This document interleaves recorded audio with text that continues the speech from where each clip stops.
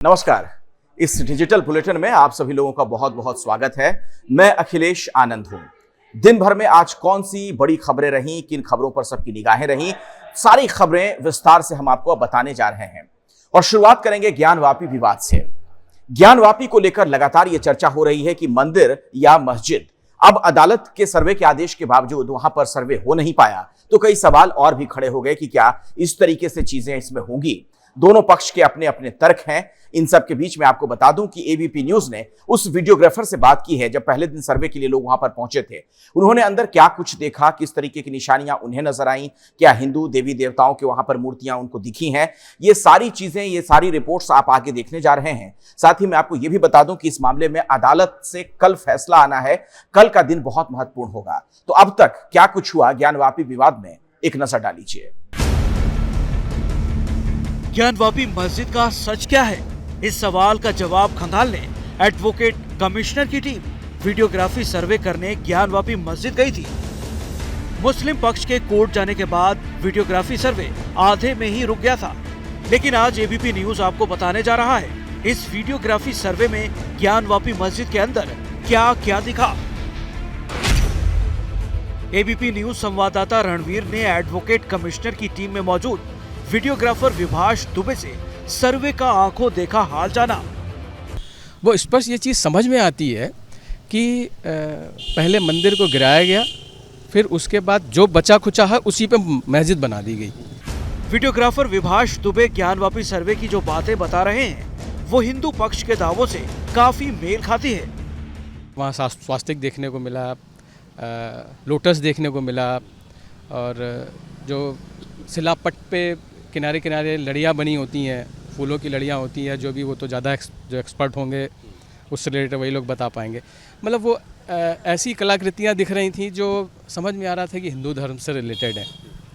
वो सारी चीज़ें वहाँ जो भी शिलापट दिखा उसमें कुछ ना कुछ नक्काशी ज़रूर दिखी।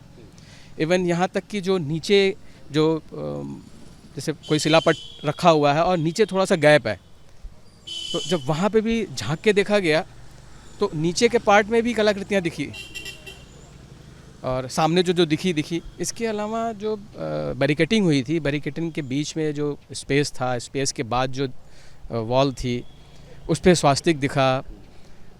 इवन उस पर आपको जो नक्काशी करके बनाए जाते हैं फूल दिखे, घंटे का जो चैन होता है वो सब दिख रहे हैं कि समझ में आ रहा है कि ये घंटा है। तो बहुत सी कलाकृतियाँ ऐसी दिखी जो समझ में आ रही हैं कि वो हिंदू धर्म से रिलेटेड है। वीडियोग्राफर विभाष दुबे ने ज्ञानवापी मस्जिद के अंदर कमल, स्वास्तिक और घंटे के निशान होने की बात कही, तो हिंदू पक्ष भी मस्जिद की जगह मंदिर होने के सबूत पिछले कई सालों से पेश कर रही है। हिंदू पक्ष के मुताबिक ढांचे के नीचे 100 फीट ऊंचा ज्योतिर्लिंग स्थापित है। दावे के मुताबिक काशी विश्वनाथ मंदिर का निर्माण 2050 साल पहले महाराजा विक्रमादित्य ने करवाया था।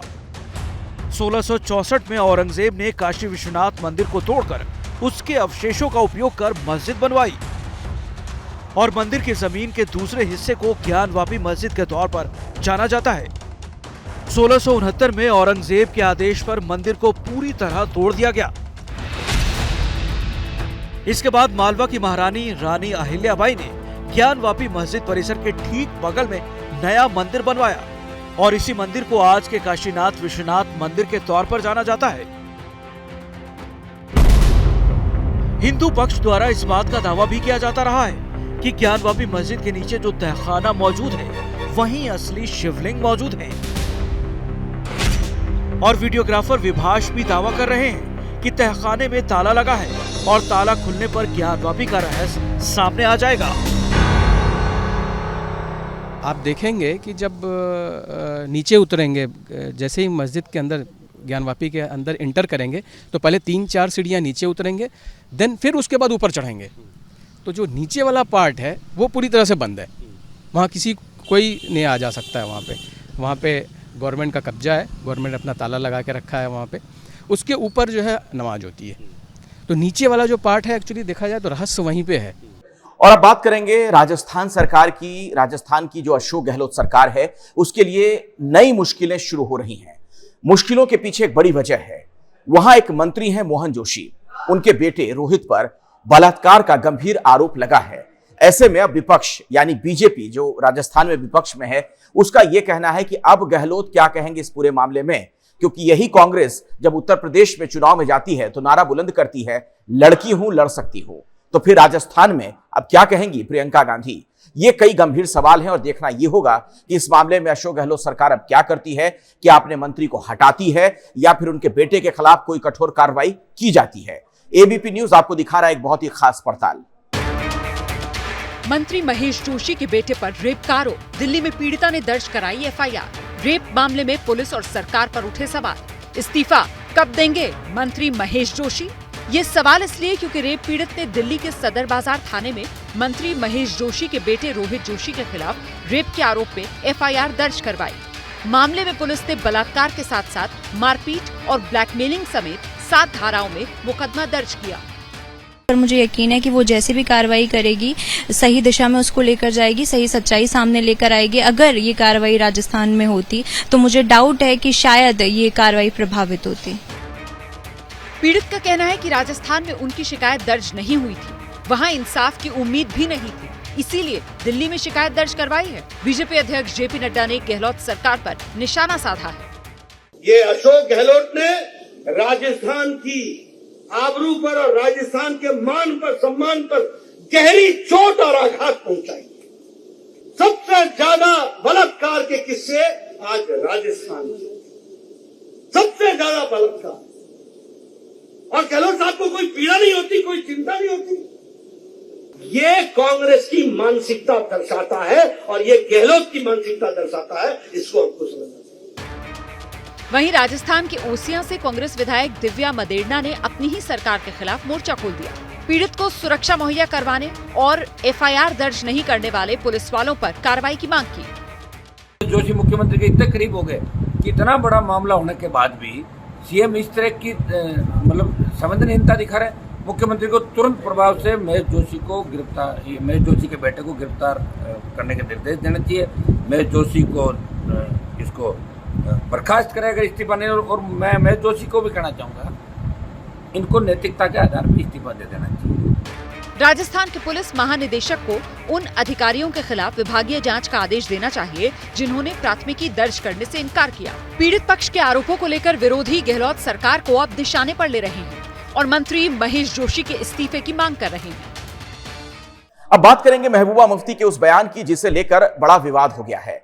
दरअसल महबूबा मुफ्ती ने यह कहा कि हाल के दिनों में देश भर में जो हिंदू मुसलमान वाली चीज देखने को मिल रही है, इन सब के खिलाफ एक बहुत बड़ी साजिश है, एक खास पैटर्न है। और ऐसे में अगर इसी तरफ देश बढ़ता रहा तो आने वाले दिनों में हालात बद से बदतर हो सकते हैं।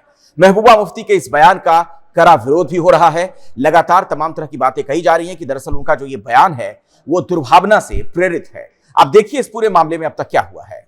मस्जिदें लेते तो लेने दो, मगर इनको खून खराबा करने का मौका मत दो। ये वही चाहते हैं, ये चाहते हैं आपको उकसाएंगे, आपकी मस्जिद के सामने नारेबाजी करेंगे ताकि आप इश्तियाल में आ जाओ और फिर इनको आपके घर उड़ाने का, आपके मकान उड़ाने का मौका मिलेगा। इसलिए मस्जिदें लेना चाहते हैं ले जाए, ताजमहल को लेना चाहते हैं ले जाए, लाल किले को लेना चाहते हैं ले जाए, कुतुब मीनार क्या क्या लेंगे। मंदिर मस्जिद विवाद को लेकर पीडीपी प्रमुख महबूबा मुफ्ती ने लाइन तो ली है, लेकिन इस पूरे विवाद को श्रीलंका के हालात से जोड़कर एक नया मोड़ दे दिया। आपने देखा श्रीलंका में क्या हो रहा है, क्यों हो रहा है? क्योंकि वहां भी उन्होंने मजहब का कार्ड खेला, वहां भी उन्होंने मजहब में आपस में लड़ाई जंग की और 5-8 साल एक ही वहां प्राइम मिनिस्टर और एक ही वो जो है एक ही घर के लोग जो है राज करते रहे, जिस तरह यहाँ पर इस वक्त बीजेपी पिछले 8 सालों से है। भारत की तुलना श्रीलंका से करने वाले महबूबा मुफ्ती के बयान को लेकर कांग्रेस भी सुर में सुर मिला रही है। अगर समय रहते हुए स्थिति को नियंत्रण नहीं किया गया तो श्रीलंका जैसी हालत भारत की हो सकती है और प्रधानमंत्री को इसको गंभीरता से लेना चाहिए। बीजेपी कह रही है कि महबूबा मुफ्ती पब्लिसिटी के लिए देश के माहौल में विष घोलने वाला बयान दे रही हैं। देश में लोकतंत्र मजबूत है, इंस्टीट्यूशन मजबूत है, पर पता नहीं महबूबा जी के सपनों में कभी चाइना आता है, कभी पाकिस्तान आता है, कभी श्रीलंका आता है। सपने देखना बंद करें, देश की तरक्की के साथ चले। ये भयानक सपने देखकर विष घोलने का काम महबूबा जी बंद करें। अब ना तो जम्मू कश्मीर के नागरिक आपको सुनना चाहते, ना देश आपको सुनना चाहता है।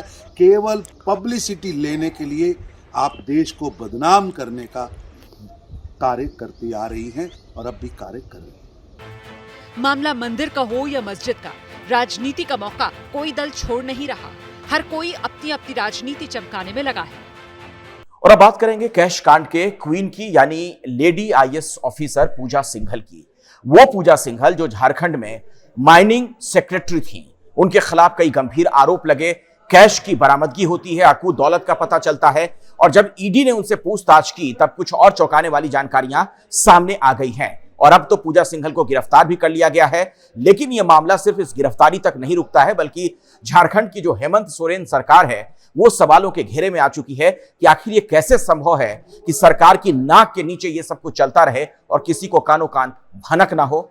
इस पूरे मामले में अब तक क्या कुछ हुआ है, पूरी जानकारी देखिए हमारी इस रिपोर्ट में। शशांक आप रहिए हमारे साथ, हम हलचल देख रहे हैं इस वक्त। यहाँ पर बहुत मुमकिन है किसी भी पल आप इन तस्वीरों में देखें पूजा सिंघल को ईडी के इस जोनल ऑफिस में रांची में बाहर लेकर आया जाए। जिस तरीके से शशांक बता रहे हैं, हो सकता है पहले उनको मेडिकल के लिए लेकर जाया जाए। गिरफ्तारी हो गई है पूजा सिंघल की। ये सीधे जो आप तस्वीरें देख रहे हैं, ये रांची में ईडी का जोनल ऑफिस, उसका जो मेन दरवाजा है वहीं पर इस वक्त कैमरे का फोकस है। उसके सामने गाड़ी लग चुकी है। किसी भी पल यहाँ पर पूजा सिंघल की तस्वीर भी देखने के लिए मिल सकती है। और इस बीच आपको सीधे लेकर चलते हैं, मेरे साथ मेरे सहयोगी ओम प्रकाश तिवारी इस वक्त मौजूद है।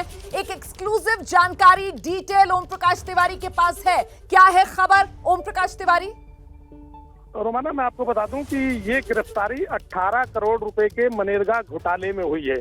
और लेकिन जब इन्फोर्समेंट डायरेक्टरेट ने इस मामले की जांच आरंभ की और छापेमारी के बाद पूजा सिंघल से पूछताछ की, तो इस मामले के तार कई और अपराधों से जुड़ते चले गए हैं। रोमाना, मेरी इस बात पे गौर कीजिएगा कि मामले के तार कुछ और अपराधों से जुड़ते चले गए हैं।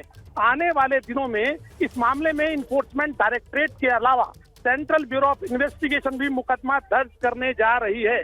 फिलहाल आज जो पूजा सिंघल से बातचीत हुई, उस दौरान जब उनसे कुछ सवालात किए गए तो उनके जवाब देने में पहले वो झिझकी, लेकिन जब उनसे डायरेक्ट पूछा गया कि उन्होंने जो ये काम किया क्या ये कानून के मुताबिक था, वो खनन सचिव है, जो उन्होंने सिग्नेचर करने के पहले क्या दस्तावेज नहीं देखे थे, इस तरह के सवालों के जवाब में पूजा सिंघल चुप रही।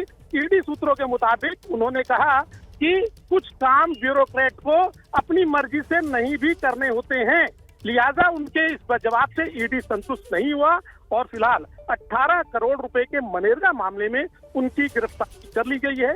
ईडी सूत्रों के मुताबिक उन्हें ईडी की विशेष अदालत के सामने पेश किया जाएगा, जहां से उन्हें पूछताछ के लिए रिमांड पर भी लिया जाएगा। इस मामले में उनके पति से भी लगातार पूछताछ चल रही है और जल्द ही ईडी इस मामले में रांची के एक बड़े शख्स को भी पूछताछ के लिए बुलाने जा रहा है। रोमाना, तो आखिरकार रांची का वो बड़ा शख्स कौन है? क्या उसके नाम का खुलासा हो पा रहा है? इस सवाल का जवाब लेंगे ओम प्रकाश तिवारी से। लेकिन उससे पहले ये बड़ी खबर जो ओम प्रकाश तिवारी बता रहे हैं, उन्होंने ये जानकारी दी कि ये जो गिरफ्तारी हुई है पूजा सिंघल की, ये 18 करोड़ के मनरेगा घोटाले में हुई है। हम सीधे रुख करते हैं, इस वक्त हमारे साथ बीजेपी के सांसद निशिकांत दुबे जी किसी भी पल हमारे साथ होंगे। वो उनका ट्वीट हम आपको दिखा रहे थे, किस तरीके से उन्होंने अपने ट्वीट के जरिए कहीं ना कहीं निशाना साधा है सीधे सीधे मुख्यमंत्री पर। और रुख करते हैं निशिकांत दुबे जी का, जो इस वक्त हमारे साथ मौजूद है। निशिकांत जी, पूजा सिंघल की गिरफ्तारी,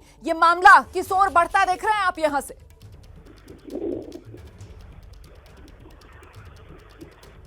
अधिकारियों को धन्यवाद देना चाहता हूं कि उन्होंने इतना बड़ा साहस दिखाया और उस साहस का ये परिणाम है कि 20 करोड़ रुपया कैश उन्होंने जब्त किया और आज इतने सीनियर आईएएस अफसर को जो इन्होंने गिरफ्तार किया।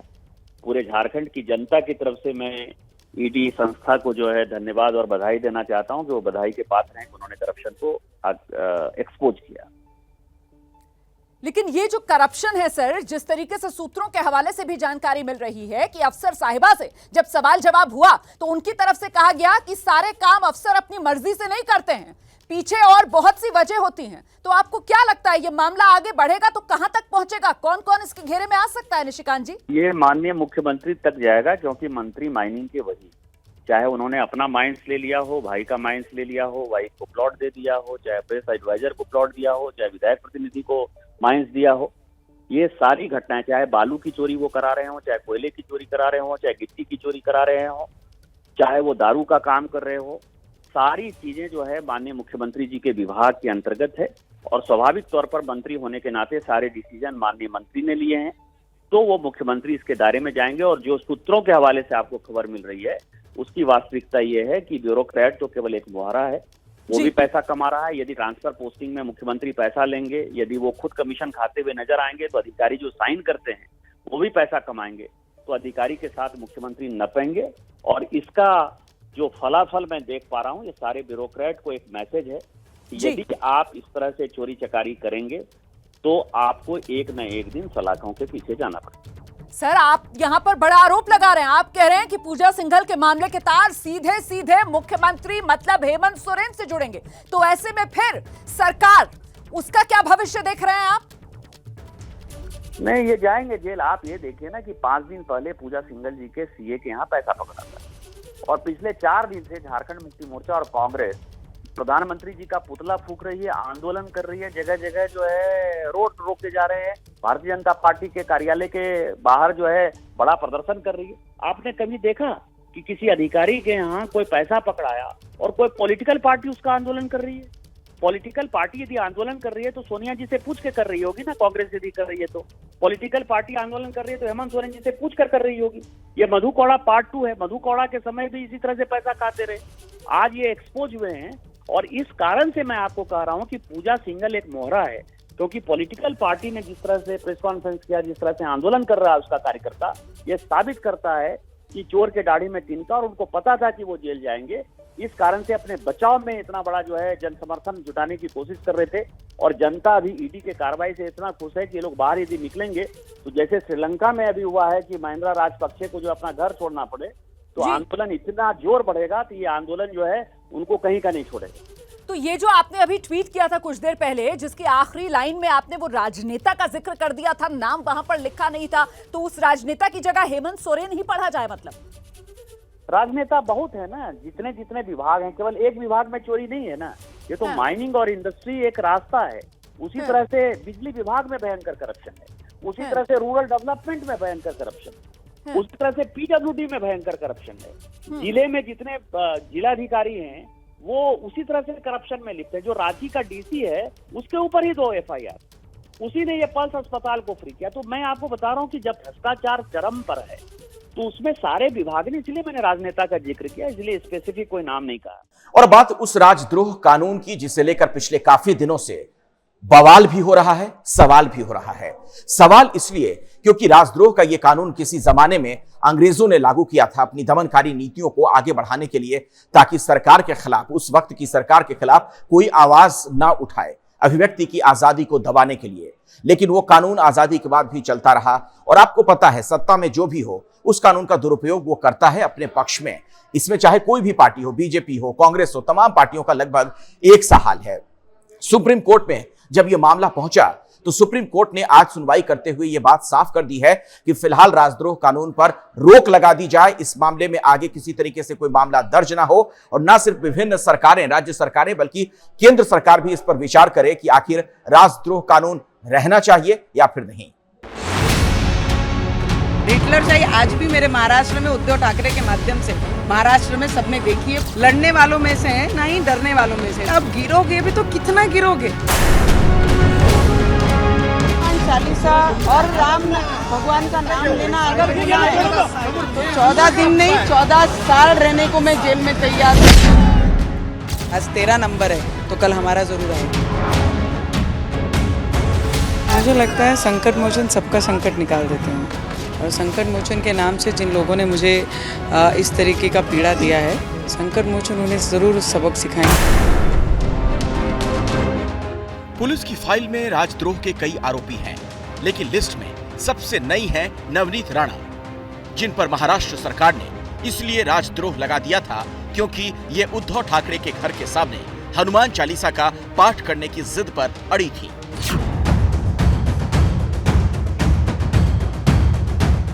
सवाल तब जोर शोर से उठा कि राजद्रोह कानून क्या कोई पोस्टर है जिसे उठाया और किसी पर भी चिपका दिया। 10 याचिकाओं की शक्ल में मामला सुप्रीम कोर्ट पहुंचा। लंबी बहस के बाद आज सुप्रीम कोर्ट ने कह दिया, बस बहुत हुआ, अब किसी पर राजद्रोह का केस ना ही लगेगा और ना ही चलेगा। सुप्रीम कोर्ट ने कहा है, फिलहाल के लिए राजद्रोह कानून को निष्प्रभावी बनाए रखना ही सही होगा। उम्मीद करते हैं कि केंद्र और राज्य सरकारें राजद्रोह के तहत मुकदमा दर्ज नहीं करेंगी। जो राजद्रोह के केस में जेल में बंद हैं, वो निचली अदालत में जमानत याचिका दे सकते हैं। लंबित मुकदमों की कार्रवाई फिलहाल पूरी तरह रोक दी जाए। बहुत एक ऐतिहासिक ये कदम सुप्रीम कोर्ट ने उठाया है, जिसकी मैं बहुत सराहना करता हूं, क्योंकि फंडामेंटल राइट्स के अगेंस्ट ये ऐसी धारा है कि जिसके आधार पर सरकार, कोई भी सरकार हो, राज्य सरकार हो या केंद्र सरकार हो, अगर उनके खिलाफ कोई पॉलिटिकल लीडर्स, आर्टिस्ट और कोई लेखकों ने कुछ लिखान किया तो वो राजद्रोह माना जाता था और ऐसे में उनके फंडामेंटल राइट्स को उसको वायलेशन होता था। कोर्ट ने कानून को निरस्त नहीं किया, लेकिन गेंद केंद्र सरकार के पाले में ये कहते हुए डाल दी कि वो जल्द से जल्द कानून की समीक्षा करे।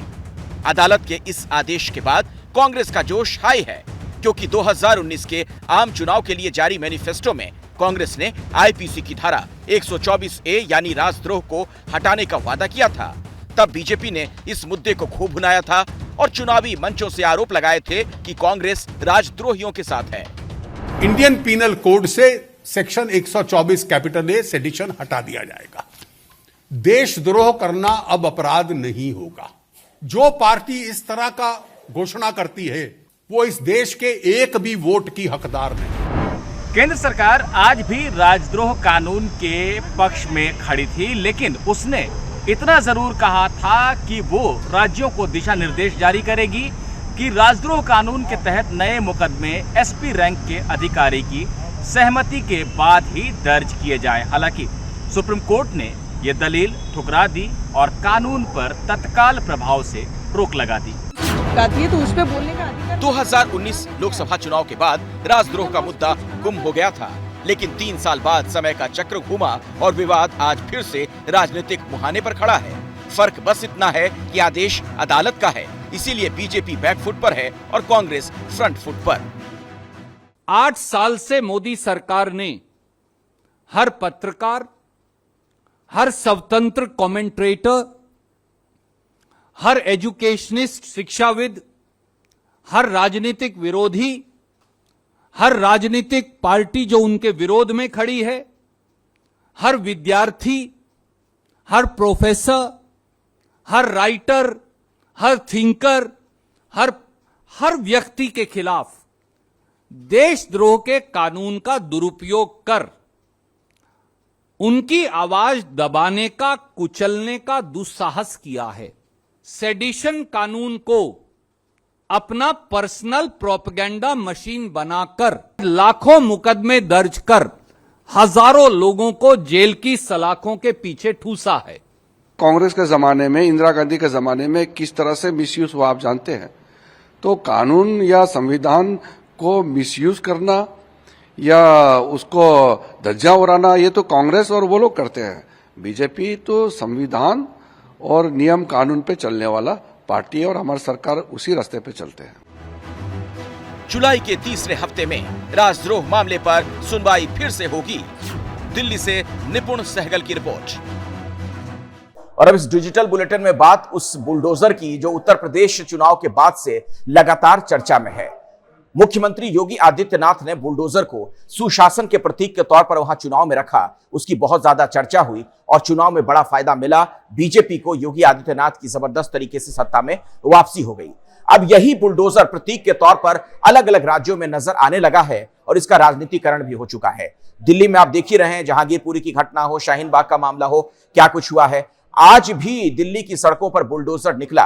किन किन इलाकों में आज ये बुलडोजर घूमता नजर आया और उसकी वजह से क्या कुछ हुआ है, हम आपके लिए ग्राउंड जीरो से एक बहुत ही खास पड़ताल लेकर आए हैं। देखिए हमारी रिपोर्ट। दक्षिणी दिल्ली नगर निगम ने अतिक्रमण हटाने की जो कवायद शुरू की है उसके मद्देनजर आज लोधी कॉलोनी में ये ड्राइव चलाई जा रही है। इस वक्त साईं मंदिर जो है लोधी रोड पर, वहां पर जो एमसीडी कर्मचारी हैं वो पहुंचे हैं और जो अतिक्रमण का हिस्सा है उसे हटाने की कवायद यहां पर की जा रही है। काफी देर से पुलिस का इंतजार किया जा रहा था। हालांकि दिल्ली पुलिस के कुछ कर्मचारी यहां पर नजर आ रहे हैं, सिविल डिफेंस के भी लोग यहां पर पहुंचे हैं जो कि एमसीडी के कर्मचारियों को यहां पर मदद करने के लिए पहुंचे। और इसके साथ साथ ये देखिए तमाम लोग जिनकी यहां पर दुकानें थी, हालांकि इनका ये कहना है कि ये प्रसाद मूर्ति इस तरह की दुकान इन्होंने लगा रखी थी और पिछले काफी लंबे समय से इनकी दुकानें यहाँ पर रही हैं, लेकिन आज यहाँ पर ये कर्मचारी आए, उनकी दुकान तोड़ के चले गए। क्या कौन सी दुकान थी? हमारी दुकान ये भैया। पूरी दुकान उठा दी? पूरी दुकान उठाई दी। कितने साल से थे? 20 साल से। 20 कितने साल? 25 साल में तो बेटा हो गया है। क्या हुआ, क्या बोला आपको? हैं हम चिड़िया बड़े वाले 58 सारों संभाल लीजिए वहाँ जरा डरता उठाइए। अब पत्थर भी नहीं छोड़ा, सब ले गए। सब लेगा। कितना नुकसान हो गया? नुकसान बहुत होगा, कोई करोड़ों का नुकसान हुआ है। आपकी भी दुकान थी भैया? जी सर, यही है मीटर लगा हुआ बिजली का सर। ये देखो ना सर, ये मीटर लगा हुआ सर। दुकान नंबर 11 है। इतने 20 साल से सर हम यहाँ दुकानदारी कर रहे हैं सर। बच्चे हैं छोटे छोटे, हम लोग पढ़ाई लिखाई करा रहे हैं बच्चों की। सर अब कहाँ से फीस भरेंगे? क्या बोला इन्होंने आप? इन्होंने हमसे कुछ नहीं बोला, डायरेक्ट आ रहे हैं, हटा रहे हैं, शुरू कर दिया। अब हम कहाँ लेके भागे, कितना लेके भागे सर? तो कह रहे हैं कि ये अतिक्रमण का हिस्सा है, यहाँ पर दुकान कितना होता है? 4x6 तो बैठा सकते हो, उतना तो मत हटाओ। वो सर उन्होंने सारा हटा दिया। सर्वे करा है सर, 100 रुपए वाली पर्ची भी है। उसके बाद इन्होंने सर लोन भी दिया है, बोला आप लोन भी ले लो सर। 20,000 का लोन भी ले लिया। अब लोन कहाँ से भरूंगा सर? ये दुकान हटाने के बाद लोन भरा जाएगा सर? कैसे होगा सर, आप बताओ ना सर। नुकसान हो गया सर, कम से कम ये सर मत पूछो क्या ले गए सर। अब क्या हम ले भाग पाया? भागा नहीं, भाग पाया तो छूट गए, लेके उठा के। अब सर कितना संभालूंगा? आपका भी सामान यही तो हमारे ऐसे। आप क्या कितने टाइम से थे? हमें वही हो गया, हम तो 15-20 साल तो सर मुझे हो गया सर। सामान पूरा ले गए सर, और क्या सर देख रहे हो, सब कुछ भी नहीं छोड़ा। बाबा की मूर्तियां और भी टूट गई सारी। तो ये तस्वीरें मैं आपको दिखाता हूँ। ये तस्वीरें जो आप देख रहे हैं, यहाँ पर दरअसल प्रसाद, मूर्तियां, इन सब चीजों की जो पंडाल थे वो लगते थे। और सामने आप देखिए तो वहां पर भी एमसीडी के जो कर्मचारी हैं वो सारा सामान हटाते हुए नजर आ रहे हैं। और जो जिनकी दुकानें हैं वो खुद भी यहाँ से सामान हटा रहे हैं। जितना सामान वो निकाल कर ले जा सकते हैं उतने निकालने की कोशिश की जा रही है, क्योंकि एमसीडी के कर्मचारी पहुंच चुके हैं। उनके साथ दिल्ली पुलिस के जवान भी हैं और साथ में सिविल डिफेंस के जवान भी हैं। और इस तमाम लोगों के बीच में एमसीडी लगातार कार्रवाई कर रही है। यहाँ पर कई दुकानें थी, कई सालों से यहाँ पर ये दुकानें थी। कुछ लोगों का कहना है 20 साल से, कुछ लोगों का 15 साल से, लेकिन अब तक इनको नहीं हटाया गया था। लेकिन आज एमसीडी जो अतिक्रमण हटाने की कार्रवाई कर रही है उसके मद्देनजर इन तमाम दुकानों को देखिए यहाँ से हटाया जा रहा है। ये साईं बाबा मंदिर का प्रांगण है जिसके बाहर ये दुकानें इस तरीके से लगी रहती थी। मैं एक तस्वीर आपको और दिखाता हूँ। ये सामने साउथ एमसीडी का ट्रक है जिसमें जो दुकानों का सामान है उसको जमा किया जा रहा है। जो ईंट पत्थर जिनके जरिए दुकानें खड़ी की गई थी उन तमाम सामान को यहाँ से हटाकर अब ले जाया जा रहा है। तो ये हाँ जी हाथ जोड़ लूं। क्यों हटा रहे हैं? क्यों हटा रहे हैं? गरीब आदमी है, गुजारा कर रहे हैं। ये गरीब आदमी है, ये गुजारा कर रहे हैं, मगर इनको गुजारा करने दो। ठीक है, बोल रहे हैं इन्होंने क्या बोला? नहीं, मेरे से इन्होंने नहीं बोला। मैं दुकान हटवाने की बोल रही हूँ, मगर मत हटाओ बेटा। ये साईं बाबा मंदिर है, बुढ़ा था ये। पूजा पाठ नहीं कर रहे सर, चोरी करूं क्या या चमारी? तो लोग परेशान हैं। लोगों की परेशानी ये है कि यहाँ पर दुकानें पिछले कई सालों से वो लोग लगाते आए हैं। एमसीडी के कर्मचारी भी यहाँ पर आए हैं, लेकिन उनसे भी कई बार बात की, लेकिन ऐसी कार्रवाई जो है वो उनकी तरफ से पहली बार की जा रही है। इनका पूरा सामान यहाँ से हटा लिया गया है। और अब आप देखिए तस्वीरों में किस तरीके से ट्रक जो लेकर आए हैं एमसीडी के, वो भी ट्रकों में सामान भरकर यहाँ से ले जाया जा रहा है। लोधी कॉलोनी के मेहरचंद मार्केट में इस वक्त हम मौजूद हैं, जहां पर दक्षिणी दिल्ली नगर निगम की तरफ से कार्रवाई की जा रही है। ये तमाम कर्मचारी हैं जो कि लगातार इस मार्केट के जो फुटपाथ एरिया है वहां पर ये जानने की कोशिश कर रहे हैं कि अगर कोई अतिक्रमण का हिस्सा है तो उसे तुरंत वहां से हटा लिया जाए। अभी काफी ज्यादा जो सामान है जो कि बाहर दुकानों के बाहर फुटपाथ में रखा रहता है उसे हटा लिया गया है। उसे एमसीडी ने अपने ट्रक में भर लिया। और ये देखिए लगातार हम आपको तस्वीरें दिखा रहे हैं कि पहले से ही जिस तरीके से ये कहा गया था कि आज एमसीडी की इस पूरे इलाके में कार्रवाई होगी। तो उसी कार्रवाई के तहत पहले साईं बाबा मंदिर के पास अतिक्रमण की जो दुकानें थी उनको हटाया गया। उसके बाद अब ये जो तमाम दुकानें हैं, दुकान के बाहर जो सामान अक्सर रखा रहता है उसे हटाने की जो कवायद है वो एमसीडी की तरफ से की जा रही है। तो लगातार दक्षिणी दिल्ली नगर निगम की तरफ से ये ड्राइव चलाई जा रही है, इंक्रोचमेंट ड्राइव, और इसमें यह कहा गया है कि जिन जिन जगहों की मैपिंग पहले की गई थी, जिन जगहों का सर्वे किया गया था, उन जगहों में जो जो चीजें मार्क की गई हैं उन चीजों को अब हटाने की कोशिश की जा रही है। देखिए यहाँ पर जो है ये पहुंचे हैं एमसीडी के कर्मचारी और दिल्ली पुलिस और सिविल डिफेंस के जवान भी यहाँ पर पहुंचे हैं। अब ये जो जितने भी आपको यहाँ सामान दिख रहा है जो बाहर इस तरीके से रखा रहता है आमतौर पर, उस सामान को जो कर्मचारी हैं वो अब हटा रहे हैं। तो ये हम आपको तस्वीरें दिखा रहे हैं लोधी कॉलोनी मेरचंद मार्केट की, जहां पर आप देखिए कि किस तरीके से जो सामान है अतिक्रमण से जुड़ा हुआ उस सामान को अब एमसीडी के कर्मचारी यहां से लगातार हटा रहे हैं। तो एमसीडी मैनुअली ये काम कर रही है। हालांकि पहले बुलडोजर की बात कही गई थी, लेकिन एमसीडी का ये कहना है कि बुलडोजर की जरूरत यहां पर नहीं पड़ी, इसलिए मैनुअली ही इस काम को किया जा रहा है। लोधी कॉलोनी के मेहरचंद मार्केट में इस वक्त हम मौजूद हैं, जहां पर एमसीडी कर्मचारी जो है वो अतिक्रमण से जुड़ा सामान हटा रहे हैं। एक फूड डिलीवरी से जुड़ी जो बाइक्स हैं जो कि यहां पर फुटपाथ पर खड़ी थी उनको भी यहां पर एमसीडी के कर्मचारी हटाते हुए आपको नजर आएंगे। जो ट्रक एमसीडी लेकर आई है उस ट्रक में वो सारा सामान भरा जा रहा है जो अतिक्रमण से जुड़ा हुआ है। और इस वक्त फूड डिलीवरी से जुड़ी ये दो बाइक्स जो हैं इनको भी यहां पर एमसीडी के कर्मचारी उठाकर ले जाते हुए, तो एमसीडी ने साफ तौर पर ये कहा था कि अतिक्रमण जहां पर भी होगा, जिन जिन इलाकों में अतिक्रमण हटाने की ड्राइव चलाई जाएगी वहां पर इसी तरीके से वो ड्राइव चलाई जानी है। फुटपाथ के एरिया में अक्सर लोग सामान रख लेते हैं, गाड़ियां खड़ी कर लेते हैं, उन तमाम चीजों को हटाया जाना है। लोगों को पहले से ये कहा गया था कि वो खुद से ही इन चीजों को हटा ले, लेकिन जब कुछ लोगों ने उसके बावजूद भी नहीं हटाया तो अब जो एमसीडी की जो कार्रवाई है वो शुरू हो गई है। और एमसीडी के जो तमाम कर्मचारी आप तस्वीरों में देख रहे हैं वो तमाम कर्मचारी इस फुटपाथ के पूरे एरिया को एक तरीके से साफ करते हुए नजर आ रहे हैं। और आज सुबह 11 बजे इस कार्रवाई को शुरू होना था, लेकिन इसमें काफी देरी हुई। पहले पुलिस फोर्स